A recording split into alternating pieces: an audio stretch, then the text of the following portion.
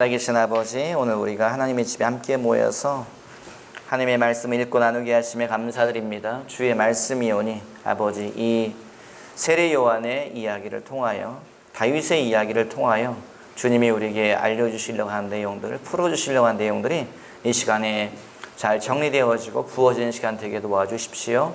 주님을 기대하오니 주의 말씀만 우리에게 주시옵소서. 감사하며 예수님의 이름으로 기도했사옵나이다. 아멘. 큰 소리로 말합시다. 하나님은 살아계시다. 하나님은 나를 알고 계신다. 하나님은 살아계시며 하나님은 저와 여러분을 속속들이 알고 있다는 것을 기억하시기 바랍니다.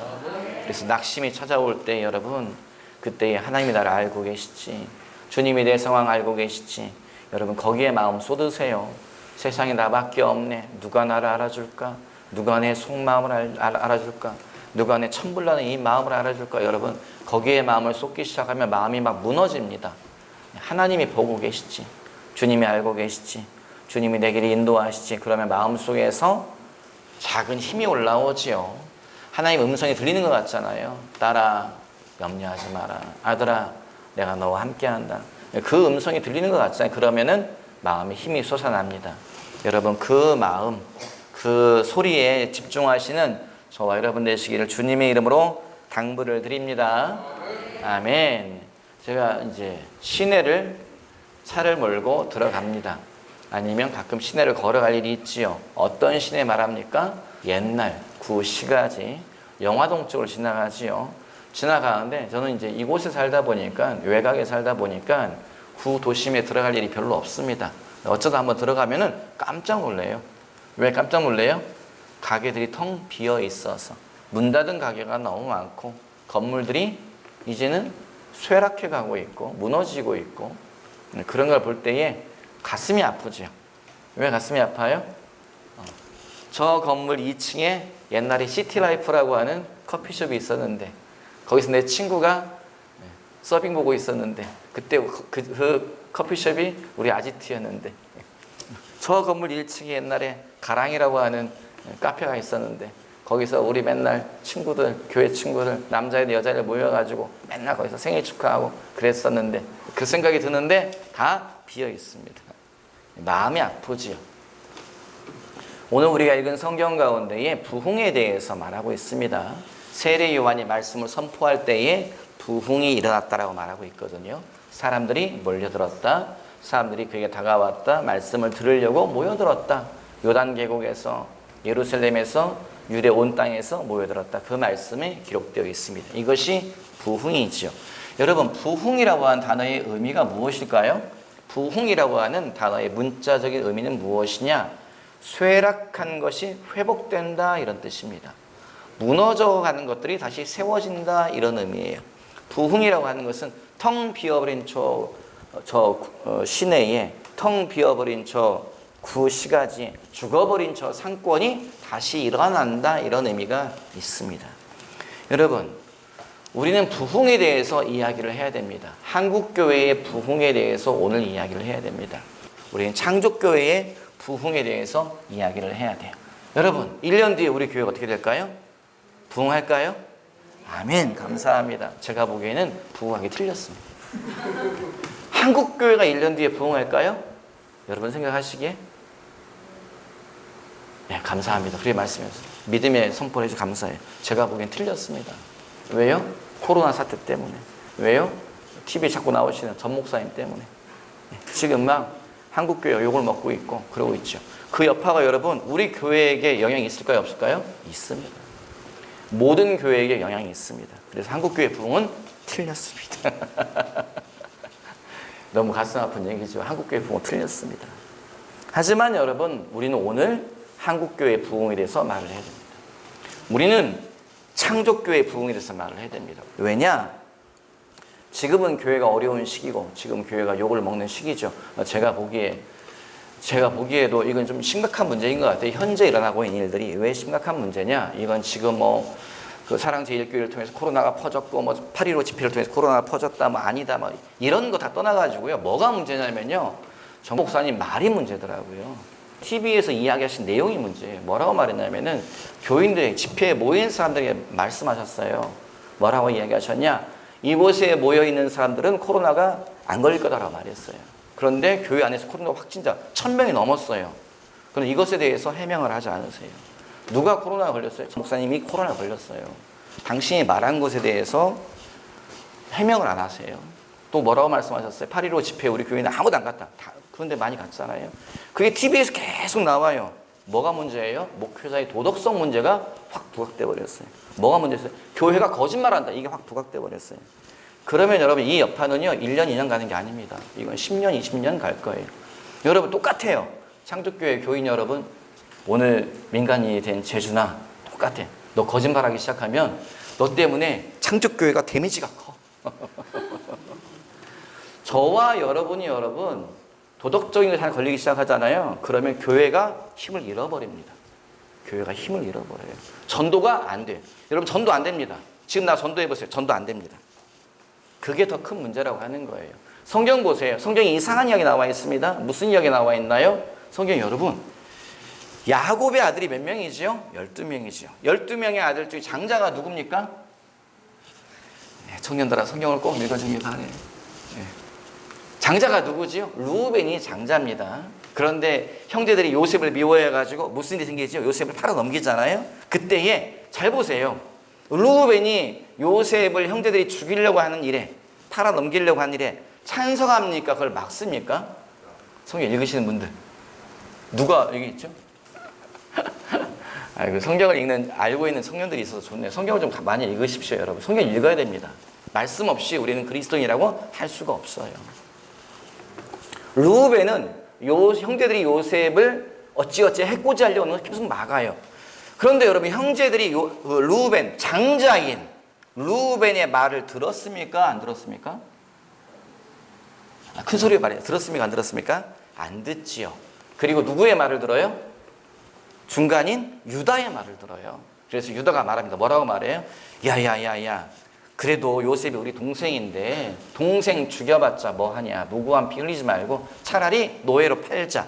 누가 없을 때 그런 일이 다 결정됐습니까? 형 루벤이 없을 때에 그 일이 결정되어져요. 그리고 저기 요셉을 팔아 넘겼죠. 나중에 루벤이 와가지고 요셉을 끌어올리려고 웅덩이를 봤더니 요셉이 없어요. 루벤이 땅을 치며 통곡을 합니다.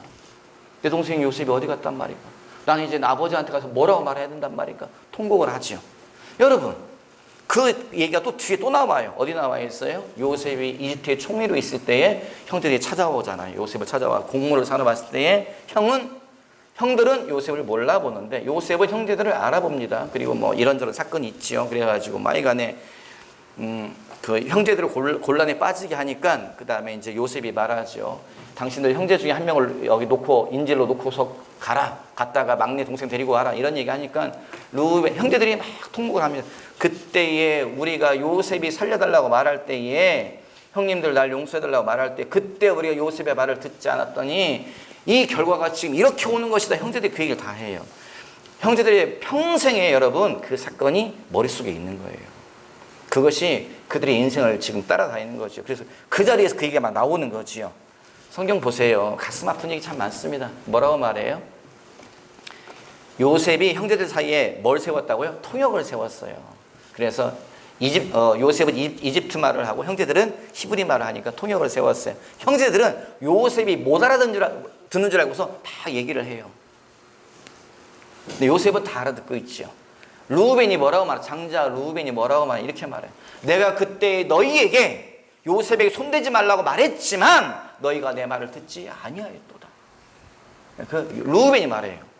그때 그 이야기를 듣고 요셉이요 옆방에 가서 막 웁니다. 막 울고 얼굴을 씻고 얼굴 수건으로 닦고 돌아와서도 아무렇지도 않은 척 자리에 앉았다. 이런 이야기가 성경에 자세히 있지요. 왜 그런 이야기가 성경에 자세히 있을까요? 성경의 이야기가 사실이라는 거죠. 실제 있었던 사건이라는 거예요. 그래서 자세히 그런 이야기가 세부적인 이야기가 막 기록되어 있어요. 여러분, 왜 형제들이 루벤의 말을 듣지 않았을까요? 왜? 장자인데 영적인 장자이고 가문의 장자이고 아버지의 축복권이 루벤에게 흘러가야 되는데 왜 성경에 형제들이 장자의 말을 듣지 않고 유다의 말을 듣었을까? 또 영적인 영적인 장자권이 왜 유다를 통해서 흘러가게 될까요? 앞에 힌트가 있습니다. 너무 화들짝 놀랄만한 일이지만 성경은 거짓말을 안 해요. 있는 그대로 다 말합니다. 뭐라고 말해요? 야곱이 그때에 들었다. 뭘 들었냐? 장자 루벤이 야곱의 첫 비라와 동침했다는 것을 야곱이 들었다는 거예요. 근친상간 이야기가 써 있어요. 아버지의 첩과 그 장자 루벤이 동침했다는 얘기예요. 그 사건을 누가 알아요? 온 식구가 다 알아요. 누가 알아요? 형제들이 다 알아요. 누가 알아요? 비라의 아들들도 알아요. 큰형이 누구랑 동침했어요? 우리 어머니랑. 도덕적인 치명적인 결함이면 사건이 딱 기록되어 있는 거예요. 그러니 형제들이 누구 말을 들어요? 루벤 말을 듣지 않습니다. 형의 리더십을 상실해버려요. 한국교회가 여러분 지금 리더십을 상실할 상황이 왔습니다. 그래도 한국 사회에서 그래도 긍정적인 영향을, 그래도 어떤 영향을 했었는데 상실할 위기가 찾아왔다는 거지요. 이것은 여러분 심각한 상황입니다. 현재 일들은 심각한 상황이다. 현재 지금 한국교회가 처하고 있는 일은 심각한 상황이다. 이걸 기억하시기 바라요. 한국교회가 도덕적인 치명상을 입었습니다. 그리고 이것으로 인해서 한국교회는 상당히 오랫동안 지도력을 상실하게 될 거라고 저는 생각을 해요. 성경이 그렇게 이야기하고 있습니다. 하지만 여러분, 이 시점에 우리는 무엇에 대해서 말을 해야 됩니까? 우리 부흥에 대해서 말을 해야 돼요. 한국교회에 부흥이 있을 것이다. 이 무슨 어불성설입니까? 이 무슨 앞뒤가 안 맞는 이야기입니까? 왜냐? 오늘 우리가 읽은 성경 가운데에 세례 요한의 시대에 부흥이 왔다는 거예요. 여러분, 이 시대는 부흥을 이야기할 수 있는 시대가 아닙니다. 이 시대는 새로운 세기가 도래한다라는 것을 말할 수 있는 시대가 아니에요. 왜냐? 이 시대는 엉망인 시대예요. 뭐가 엉망이에요? 정치가 엉망입니다. 왜 정치가 엉망이에요? 이스라엘의 왕이 누구예요? 외국인이에요. 한 나라의 왕이 외국인이에요. 이 나라는 하나님의 나라이며 이 나라의 사람 다윗의 자손이며 약속에 가는데 다윗의 가문이 영원히 통치할 것이다. 하나님이 말씀하셨는데 지금 누가 왕으로 있어요? 외국인이 에돔 사람이 헤롯이 왕으로 있는 시대예요. 이 나라가 하나님의 나라라고 말하지만 말은 하나님의 나라인데 지금 어느 나라의 지배를 받고 있습니까? 로마의 통치를 받고 있어요. 인류년이 아닙니다. 지금 이게. 거의 400년 동안 지금 속국으로 살고 있어요. 로마에게만 지배받는 건 아니지만 하여간에 외국에 계속 지배를 받고 있는 시대예요. 그 다음에 이 시대는 종교적으로 문제가 많은 시대예요. 왜 종교적으로 문제가 많은가 하면은 쉽게 말하면 목사님들이 멜관 매직을 해요. 그 당시에 제사장들이 멜관 매직을 해요.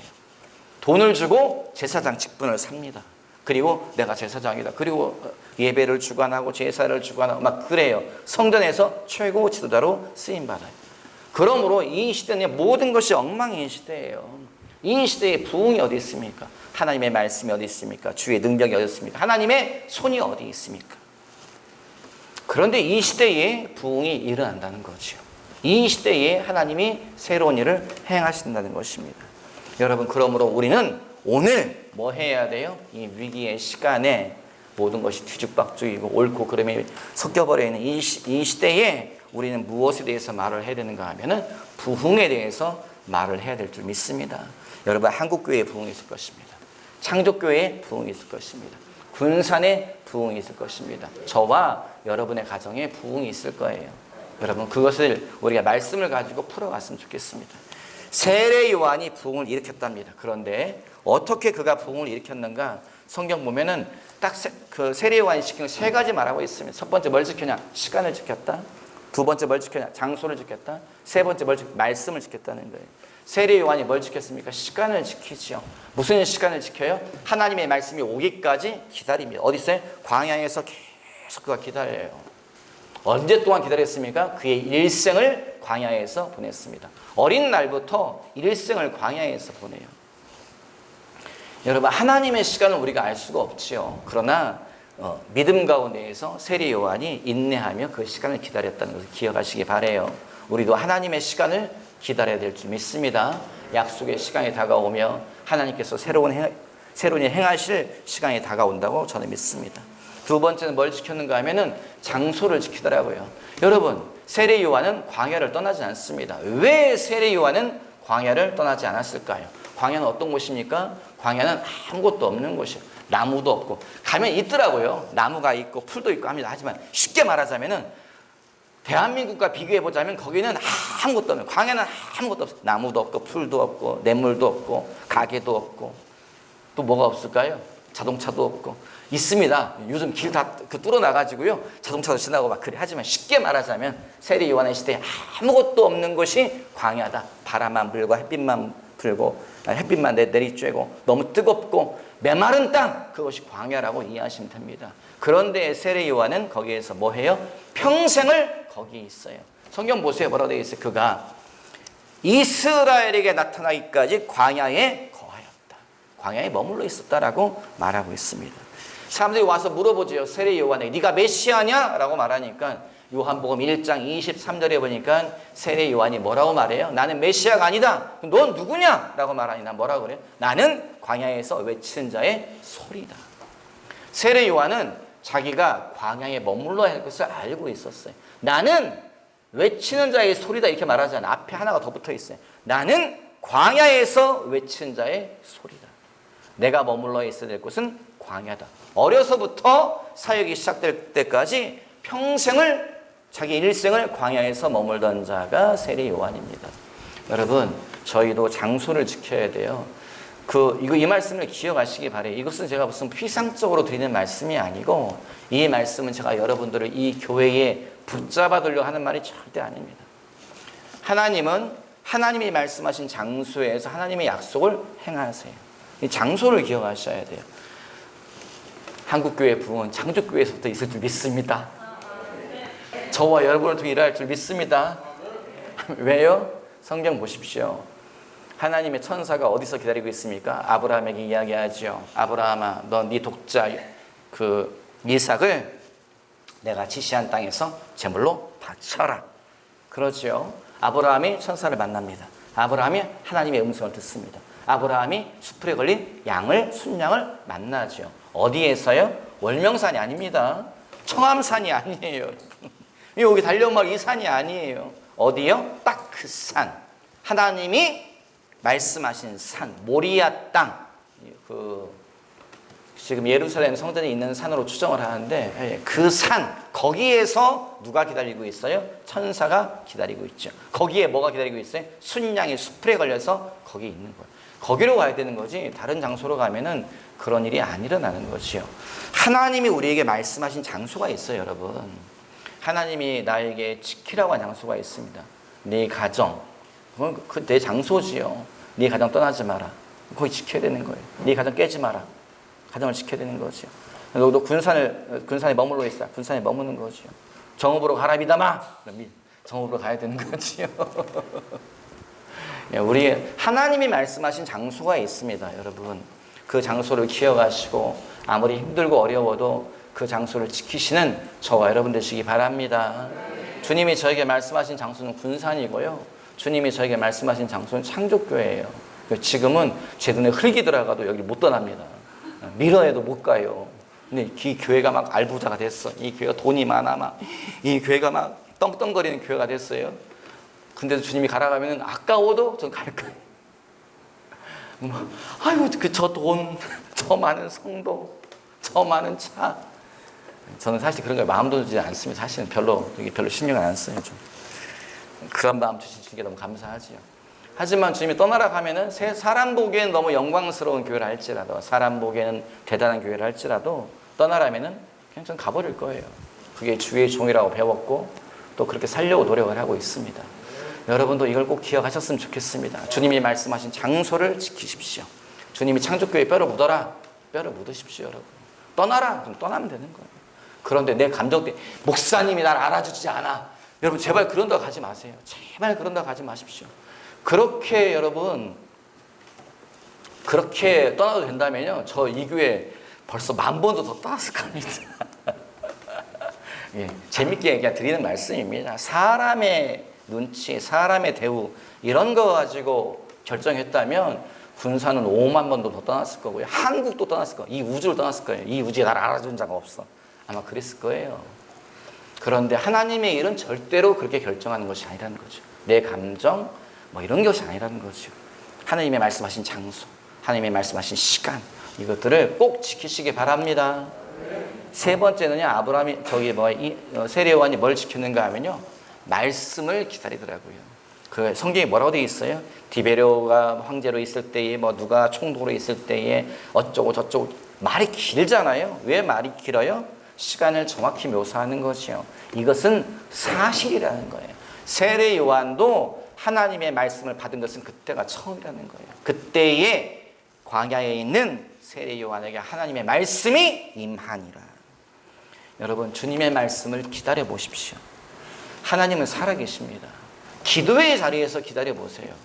여러분, 예배의 자리에서 기다려 보세요. 주님, 나에게 말씀을 주십시오. 내 가정에 말씀 주십시오. 내 인생에 말씀 주십시오. 나는 주의 말씀이 아니면 주님, 나는 살아갈 힘이 없습니다. 주의 말씀이 아니면 나는 일어날 힘이 없습니다. 주의 말씀이 아니면 나는 걸어갈 힘이 없습니다. 여러분, 주 앞에서 엎드려 울리면서 기도하세요. 하나님이 말씀을 주십니다. 어떻게 말씀을 주세요? 성경을 통해서, 주의 종을 통해서, 마음의 감동을 통해서. 기도하는데 어떤 말씀하다가 속이 탁 떠오르잖아요. 성경에 없는 말씀일 수도 있습니다. 일어나라, 이런 말씀을 주시기도 해요. 또 어떤 말씀을 주세요? 내가 너와 함께하리라. 눈물을 그쳐라.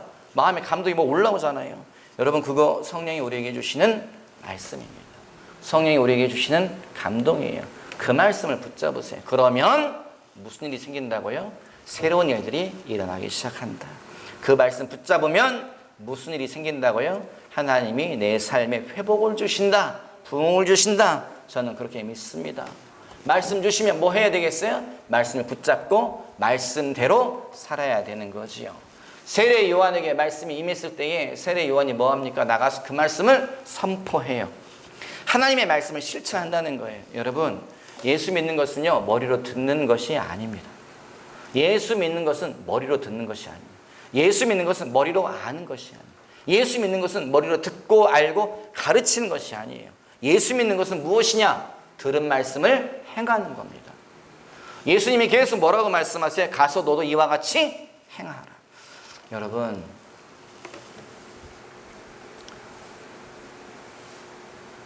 저와 여러분 모두가 정직해야 됩니다. 교회는 정직해야 돼요. 말에 대해서, 행동에 대해서. 우리 청년들 평생 동안 정직하게 사시오. 정직하게 살아야 됩니다. 하얀 거짓말 이런 것도 하지 마세요. 되도록이면. 정직하게 살지 않으면 계속 문제가 생깁니다. 정직하게 살지 않으면 하나님의 일이 멈춰져 버려요. 여러분, 그걸 기억하시기 바라요. 그래서 하나님의 말씀을 어디까지 우리가 행해야 됩니까? 생명을 걸고까지 행해야 됩니다. 하나님이 주신 말씀이면 생명 걸고 그 말씀을 살아내야 돼요. 하나님이 정말 나에게 주신 말씀이라면, 정말 그게 주님에게서 오는 말씀이라면 죽더라도 목을 내밀고 여러분 그걸 지켜내야 돼요. 누가 그랬습니까? 세례 요한이 그러합니다. 세례 요한이 어떻게 해요? 헤롯에게, 왕에게 말합니다. 당신이 행하는 것은 옳은 것이 아닙니다. 동생의 부인을 데리고 사는 것은 옳은 것이 아닙니다라고 말합니다. 결과가 뭐예요? 세례 요한이 참수를 당해서 죽어요. 여러분, 세례 요한이 그 말을 선포할 때 그 위험성을 몰랐을까요? 아닙니다. 알고 있습니다. 세례 요한은 말씀을 아는 자지요. 세례 요한은 성경을 알고 있습니다. 선지자들이 어떤 말씀을 선포했으며 그 말씀의 결과가 어떤지를 세례 요한은 알고 있던 자예요. 하지만 그 말을 선포하죠. 그리고 뭐 해요? 감옥에 갇혔다가 결국은 그가 목배임을 당해서 죽습니다. 여러분, 하나님의 말씀은 그럴 만한 가치가 있습니다. 여러분, 하나님의 말씀은 그럴 만한 가치가 있습니다. 왜냐하면 하나님의 말씀은 우리의 생명과 바꿀 만한 충분한 능력의 말씀이기 때문에 그래요. 하나님의 말씀은 말씀 하나 때문에 이 세상이 생겨나 버렸어요. 하나님의 한 절의 말씀 때문에 이 세상이 생겨나 버렸습니다. 하나님이 말씀하시면 빛이 있으라, 빛이 생겨나 버려요. 땅은 식물을 내라, 빛은 갈라져라. 하나님의 말씀 때문에 이 세상이 생겨나 버렸어요. 여러분, 그러므로 하나님의 말씀은 실제이며 하나님의 말씀은 능력이며 하나님의 말씀은 우리의 생명과 바꿀 만한 가치가 있는 것을 기억하시기 바라요. 그러므로 이 말씀은 생명을 걸고 우리가 살아내야 됩니다. 여러분, 그렇게 하십시오. 누가 그렇게 했습니까? 세례 요한이 그렇게 했습니다. 누가 그렇게 했습니까? 우리 앞선 세대가 그러했다는 것을 기억하시기 바라요. 여러분, 다윗이 다 죽어갑니다. 다윗이 처지가 아주 곤란해요. 성경에 뭐라고 써 있습니까? 그가 망명해가지고 사울 왕이 죽이려고 하니까 망명해가지고 이웃나라 블레셋 땅에서 한 성을 얻어서 거기 거주하지요. 거기 거주하다가 결국은 뭐해요? 그 나라의 왕에게도 인정받지 못해요. 왕은 인정해주지만 사실은 왕의 신하들이 저 사람을 왜 데리고 갑니까? 전쟁터에 저 사람 데리고 가지 마십시오. 전쟁하다가 저 사람이 등을 돌려서 우리와 싸울 것입니다. 그러면 안 됩니다. 그러면 우리가 곤란해지니까 왕이 저 사람 제일 멀리 하십시오. 전쟁터 데리고 가지 마세요. 왕이 말합니다. 다윗아, 넌 나의 충성을 다했지만 내가 저들의 말을 거부할 수가 없으니 네 성에 돌아가라. 결국은 불신임한 거지요. 여론에 떠밀려서 불신임 받아가지고 자기 성 시글락으로 돌아갔어요. 시글락에 돌아갔을 때에 무슨 일이 있었습니까? 돌아가 보니 성이 이미 사흘 전에 불타버렸어요. 그리고 침략자들이 와서 사람 다 끌고 가봐요. 아내도 끌고 가고 자식들 다 끌고 가고 부모 끌고 가고 재산 다 탈취해서 가버렸어요. 여러분, 망명생활 합니다. 거기에서 불신임 받았습니다. 거기에서 가지고 있던 재산 다 잃어버렸어요. 식구들 다 노예로 끌려갔어요. 마지막에 남은 게 뭐예요? 자기 생명 하나 남았습니다. 자기 생명 하나 남았는데 무슨 일이 생겨요? 그를 따라서 함께 왔던 부하들이, 그의 추종자들이 돌을 들어서 다윗을 쳐서 죽이려고 하는 거예요. 너 때문에 이런 일이 생겼어. 내 자식, 내 아내, 내 부모 다 노예로 끌려갔어. 너 때문에 네 말 믿고 여기까지 왔는데 돌을 들어서 다윗을 쳐서 죽이려고 했다는 거죠. 이게 뭐예요? 이게 쇠락입니다. 이게 뭐예요? 이게 위기입니다. 이게 뭐예요? 이게 다 망한 거지요. 여러분, 다윗이 그런데 성경의 이야기가 거기서 끝이 아니죠. 이야기 어떻게 연결됩니까? 다윗이 유다의 왕이 되었더라. 다윗이 온 통일왕국 이스라엘의 왕이 되었다.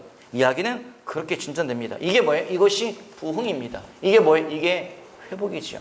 여러분, 우리 삶의 부흥이 어떻게 일어납니까? 영적 부흥, 세례 요한이 부흥을 일으켰더라. 뭐 어쩌고 저쩌고. 그 이야기는 너무 먼 이야기 같잖아요. 그 이야기 말고 내 삶의 부흥. 나는 가진 것이 없는데, 나는 이룬 것이 없는데, 나는 내가 했던 모든 게 다 무너졌는데, 여러분, 내 삶의 부흥은 어떻게 일어납니까? 다윗을 보십시오. 다윗이 뭐해요? 찾아갔다는 거예요. 누구를 찾아가요? 하나님을 찾아갔더라. 다윗이 뭐라 그래요? 그때에 다윗이 제사장에게 말합니다. 에봇을 가지고 오라. 에봇이 뭐냐? 쉽게 말하면 에봇은 예언을 듣는 도구예요. 에봇은. 쉽게 말하면은 에봇은 주사위와 같은 거예요. 하나님의 뜻을 묻는 걸로 사용합니다. 에봇은. 에봇을 가지고 오라라고 말해요. 성경 여러분, 다윗이 블레셋 땅에 머물러 있는 기간에 하나님께 기도했다는 이야기가 한 번도 안 나와요. 저희 교회 교인들 그거 기억하고 계세요? 제가 이 말씀 가지고 여러 번 설교했는데, 다윗이 블레셋 땅으로 망명한 다음에 그가 그곳에서 시편을 썼다는 이야기가 없습니다. 성경의 시편의 상당수가 다윗의 시인데, 그 성전에 올라가는 시, 그가 저기 사울에게 쫓겨서 아둘람 굴에 숨어 있을 때 쓴 시, 많은 시가 있는데 딱 어느 한 기간이 비어 있는데, 어느 한 기간이 비어 있는가 하면 블레셋 땅으로 망명했을 때 그 기간에 쓴 시가 한 편도 없어요. 그리고 그 기간에 그가 기도했다, 그가 하나님을 의지했다, 이런 말이 한 번도 안 나와요. 어떤 성경학자들은 어떻게 해석하는가 하면, 저도 거기 동의합니다만은, 다윗이 블레셋 땅에 도망가는데 일부러 하나님을 안 찾아요. 왜 하나님을 안 찾아요? 기도하면 주님이 뭐라고 말씀하실까 봐? 돌아가라. 이미 한 번 경험이 있거든요. 모압 땅으로 도망갔어요. 여기 있다가 내가 죽겠네. 하나님은 왜 나보고 여기서 견디라고 하지? 도저히 여기서는 안 되겠다. 사울왕을 피해서 도망가야지. 그가 모압 땅으로, 다른 나라로 도망가는데 누가 찾아와요? 누가 찾아와요? 선지자 갓이 찾아와요. 선지자가 찾아와가지고 뭐라고 말해요? 돌아가라. 하나님이 말씀하시기를 이스라엘 돌아가라고 말씀하셨습니다. 거기는 어디에? 거기는 사지예요. 가면 죽을 땅입니다. 그건 돌아가라는 거예요. 그게 돌아가요. 그런데 거기 또 못 견디겠어요. 두 번째 도망간 데가 어디예요? 블레셋 땅으로 도망가 버려요. 그 다음에는 하나님에 대한 이야기가 없습니다. 기도했다는 이야기도 없고 하나님을 찾았다는 이야기도 없고 시편도 없고 아무것도 없는 공백 기간이에요. 그러다가 무슨 일을 만나요? 그러다가 시글락에 불타버리고, 여러분 시글락에 불타기 전에 하나님을 찾으십시오. 무슨 일이 생겨요? 가족들이 다 노예로 끌려가 버리고 재산을 다 잃어버리고, 그 다윗이 마지막으로 믿고 있던 자기 부하들, 너희 때문에 내가 산다, 너희들의 그 무력 때문에 내가 산다, 너희들의 충성심 때문에 내가 산다 했던 그 부하들이 돌을 들어서 다윗을 쳐서 죽이려고 했다는 거예요. 마지막까지 다 잃어버리고 생명이 경각에 달렸을 때, 그때 다윗이 뭘 생각했냐? 내가 한 번만 주님께 물어봐야지. 하나님께 묻는다는 게 뭐예요? 거기에는요 회개가 포함되어 있습니다. 주님, 제가 잘못했습니다. 주님, 내가 이 사람들만 믿고 어떻게 해보려고 했습니다. 주님, 내가 이 땅에 도망 나오면 살 길이 있을 거라 생각했습니다. 주님, 나를 용서해 주십시오. 내 생각 내려놓겠습니다. 내 욕심 내려놓겠습니다. 내가 의지하던 사람도 다 내려놓겠습니다. 주님, 다시 한 번만 내게 말씀해 주십시오. 여러분, 그게 회개인 거지요. 세례 요한이 백성들에게 뭐라고 외칩니까? 회개하라, 천국이 가까이 와. 부흥은 여러분 회개에서부터 시작됩니다. 여러분, 내 삶을 돌이켜봐야 됩니다. 하나님이 죄라고 말씀하신 거, 주님이 정리하라고 하신 거, 주님이 떠나라고 하신 거, 그거 멀리 해라. 아들아, 그거 지워버려라. 딸아, 그거 없애야 된다. 여러분, 그거 붙잡고 있으면 안 됩니다. 하나님이 말씀하시고 주님이 드러내시고 주님이 정확히 명시하신 거, 그거 잘라버려라. 그거 멀리 해야 된다. 그건 죄다 라고 말씀하신 거, 여러분 그걸 떠나시는 저와 여러분 되시기 바라요. 다윗의 기도에는 회개가 포함되어 있는 거지요. 그리고 그가 주님께 묻습니다. 주님, 어찌 해야 됩니까? 어찌 해야 됩니까? 성은 불타버렸고 내 아내도 다 노예로 끌려갔고 이미 성이 불탄 지가 사흘인데 주님, 어찌 해야 됩니까? 쫓아가면은 잡을 수 있습니까? 그랬더니 주님이 말씀하세요. 뭐라고요? 쫓아가라. 쫓아가면은 사람을 다 찾아옵니까? 찾아온다. 쫓아가라. 여러분, 그러니까 뭐 해요? 이미 약탈자들은 사흘 전에 도망갔어요. 여러분, 사흘길이면 여러분 이 흔적이 남아있겠어요? 추적이 쉽지 않습니다.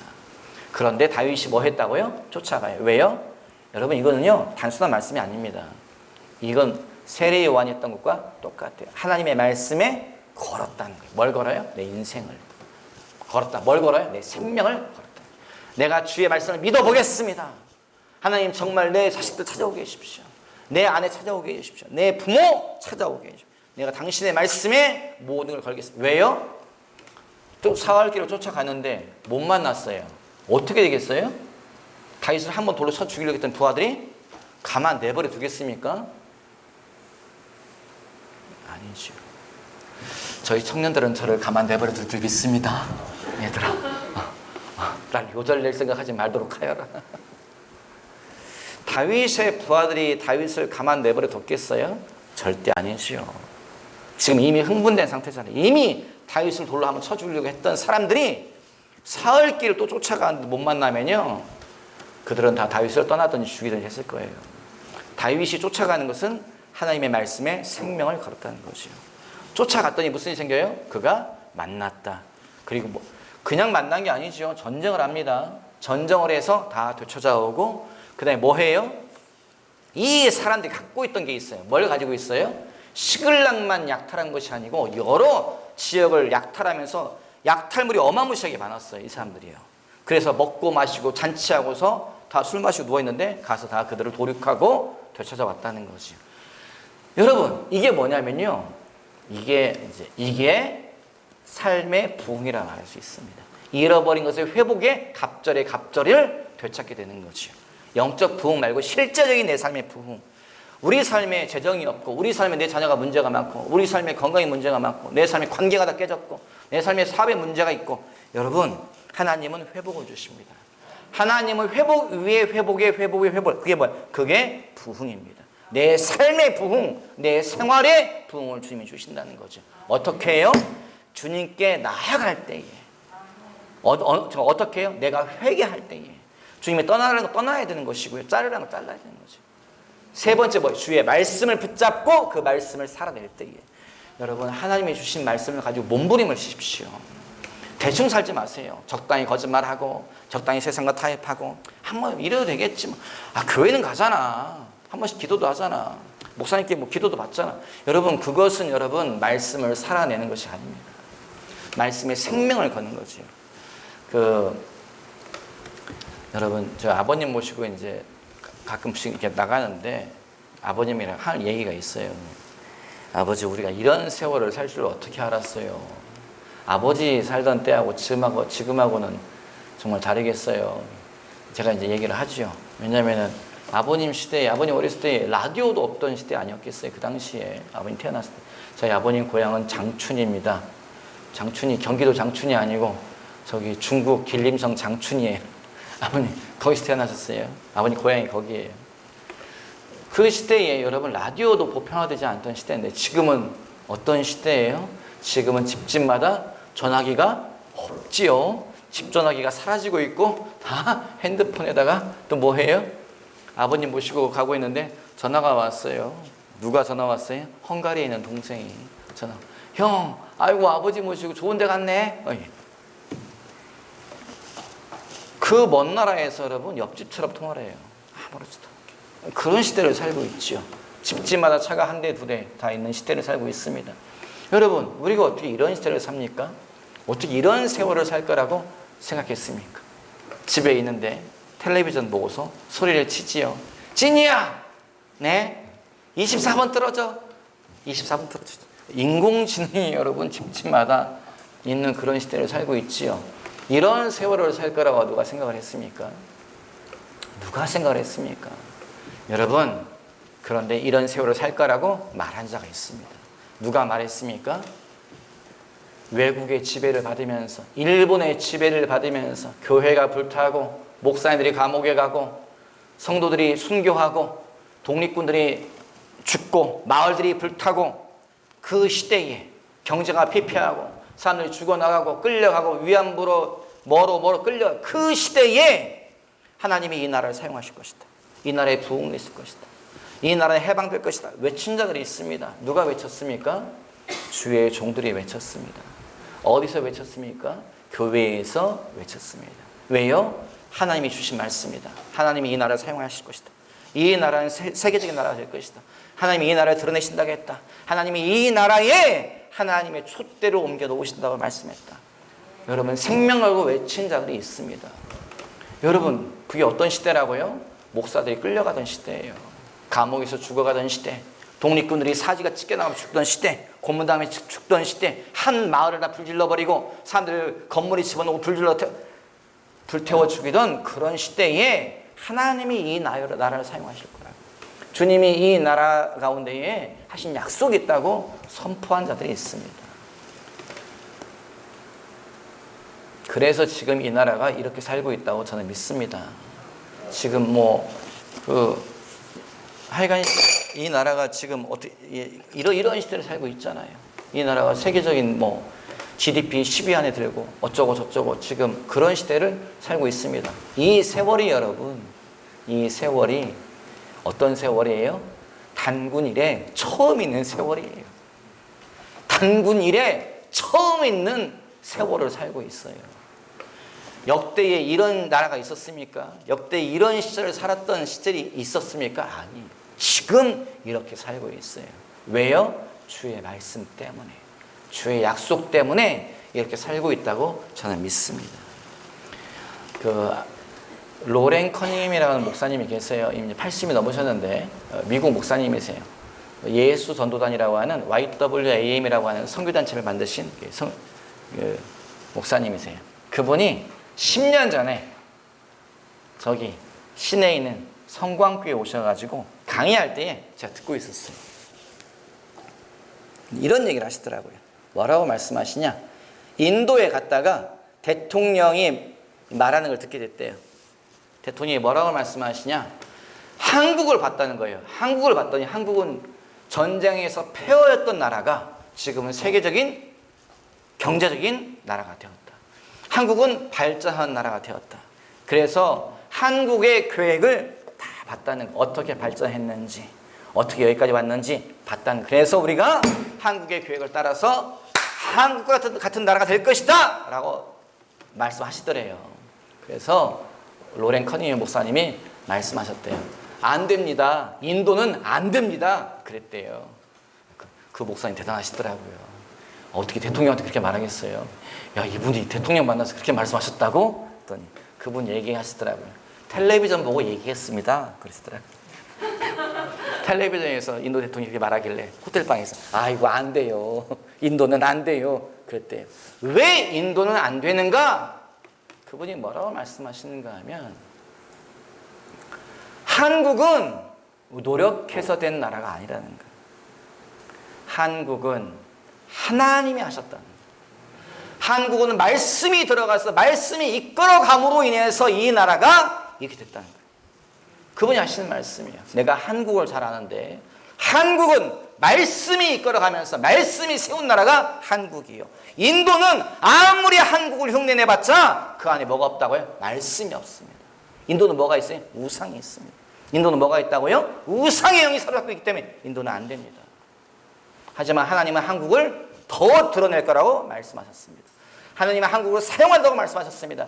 하나님이 말씀하시기를 한국에 부흥이 있을 것이다 말씀하셨습니다. 당신들은 준비하시오. 10년 전에 제가 로렌 커닝 목사님에게 들은 이야기입니다. 여러분, 이 말씀을 붙잡으세요. 이 말씀이 누구 말씀입니까? 이 말씀이 내 말씀입니다. 이 말씀이 여러분 말씀이에요. 이 말씀은 하나님이 여러분에게 주신 말씀이에요. 이 말씀이 어느 시대에 이루어질 거라고요? 우리 세대에 이루어질 것입니다. 이 말씀이 우리가 눈을 시퍼렇게 뜨고 있을 때에 이 말씀이 성취될 거예요. 여러분, 그러므로 선포하십시오.